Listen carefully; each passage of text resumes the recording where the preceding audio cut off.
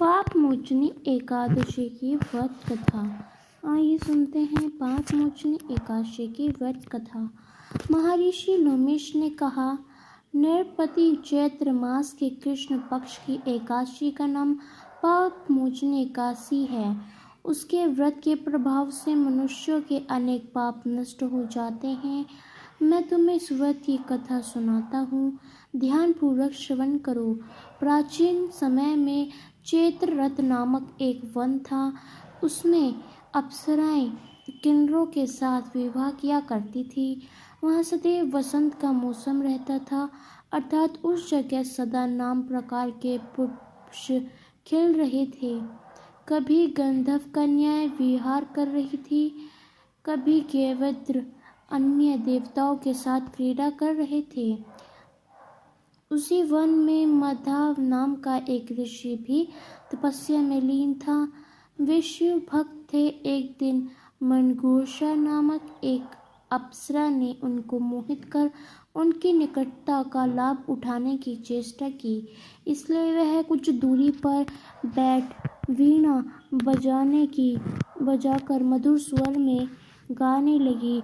उसी समय शिव भक्त महामेधावी को कामदेव भी जिताने का प्रयास करने लगे। कामदेव ने उस सुंदर अप्सरा के भ्रू का धनुष बनाया, कटाक्ष को उसकी प्रचंडता बनाई और उसके नेत्रों को मर्षघोषा अप्सरा का सेनापति बनाया। इस तरह कामदेव अपने शत्रु भक्त को जीतने को तैयार हुआ। उस समय महर्षि मेघावी भी युव अवस्था में थे और काफी हष्ट-पुष्ट थे। उन्होंने यज्ञोपवीत तथा दंड धारण कर रखा था। वे दूसरे कामदेव के समान प्रतीत हो रहे थे। उस मुनि को देखकर कामदेव के वश में हुई मंजघोषा ने धीरे धीरे मधुर वाणी से वीणा गायन शुरू किया तो महर्षि मेघावी भी मंजघोषा के मधुर गाने पर तथा उसके सौंदर्य पर मोहित हो गए। वह अप्सरा मेघावी मुनि को कामदेव से पीड़ित जानकर उनसे आलिंगन करने लगी।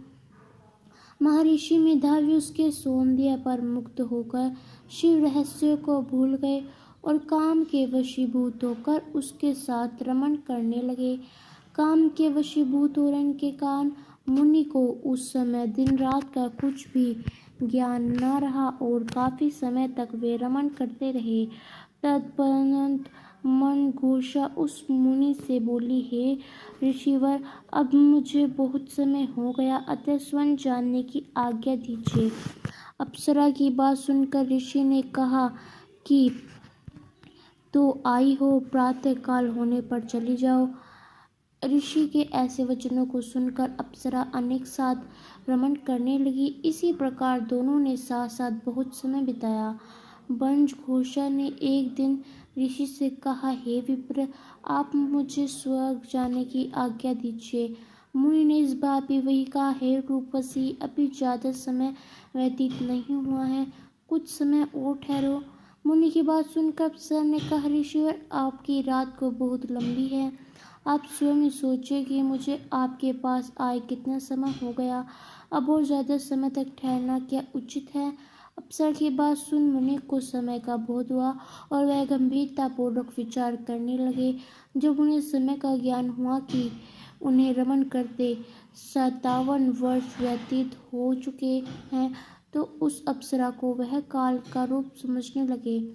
इतना ज्यादा समय भोग विलास में व्यर्थ चला जाने पर उन्हें बड़ा क्रोध आया। अब वह भयंकर क्रोध में जलते हुए उस तप नाश करने वाली अप्सरा की तरफ बुटकी तान कर देखने लगे। क्रोध ने उनको अधर कांपने लगे और इंद्रियां बेकाबू होने लगी।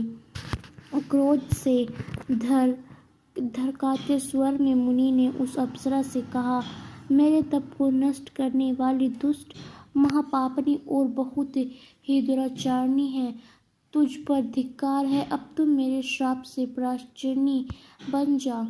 मुनि के क्रोध युक्त श्राप से वह अप्सरा प्रायश्चिनी बन गई। यह देख वह व्यथित होकर बोली, हे ऋषिवर, अब मुझ पर क्रोध त्याग कर प्रसन्न हुई और कृपा करके बताइए कि श्राप का निवारण किस प्रकार होगा।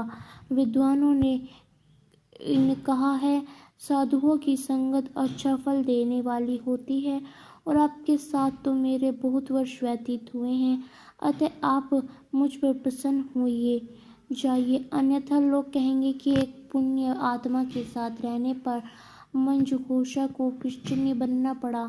मंजुघोषा की बात सुनकर मुनि को क्रोध पर अत्यंत कलीन हुई, साथ ही अपनी अपकृति का भय भी हुआ। अतः पिशाचिनी बनी हुई मंजुघोषा से मुनि ने कहा, तूने मेरा बड़ा बुरा किया है, किंतु फिर भी मैं तुझे इस श्राप से मुक्ति का उपाय बताता हूँ। चैत्र मास के कृष्ण पक्ष की जो एकादशी है उसका नाम पाप मोचनी है। उस एकादशी का उपवास करने से तेरी पिशाचिनी की तह से मुक्ति हो जाएगी। ऐसा कहकर मुनि ने उसको व्रत का सब विधान समझा दिया। फिर अपने पापों का पश्चाताप करने के लिए वे अपने पिता च्यवन ऋषि के पास गए। च्यवन ऋषि ने अपने पुत्र मेधावी को देखकर कहा, हे पुत्र, ऐसा क्या किया है तूने कि तेरे सभी पाप तप नष्ट हो गए हैं, जिससे तुम्हारा समस्त तेज मालिन हो गया है।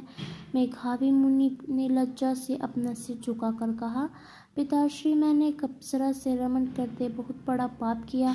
इसी पाप के कारण संभवत मेरा सारा तेज और मेरे तप नष्ट हो गए। कृपा करके आप इस पाप से छूटने को उपाय बतलाइए। ऋषि ने कहा, हे पुत्र, तुम चैत्र मास के कृष्ण पक्ष की पाप मोचनी एकादशी का विधि तथा भक्ति पूर्वक उपवास करो, इससे तुम्हारे सभी पाप नष्ट हो जाएंगे। अपने पिता च्यवन ऋषि के वचनों को सुनकर मेधावी मुनि ने पाप मोचनी एकादशी का विधि पूर्वक व्रत किया। उसके प्रभाव से उनके सभी पाप नष्ट हो गए। मंजुघोषा अप्सरा भी पाप मोचनी एकादशी का उपवास करने से पिशाचिनी देह से मुक्त हो गई और पूर्ण अपना सुंदर रूप धारण कर स्वर्गलोक चली गई। रोमेश मुनि ने कहा, हे राजन, इस पाप मोचनी एकादशी के प्रभाव से समस्त पाप नष्ट हो जाते हैं। इस एकादशी की कथा के श्रवण व पठन करने से 1000 को दान करने का फल प्राप्त होता है। तो दोस्तों, आपको हमारी यह वार्ता कथा कैसी लगी, हमें कमेंट करके अवश्य बताइएगा। जय माता दी।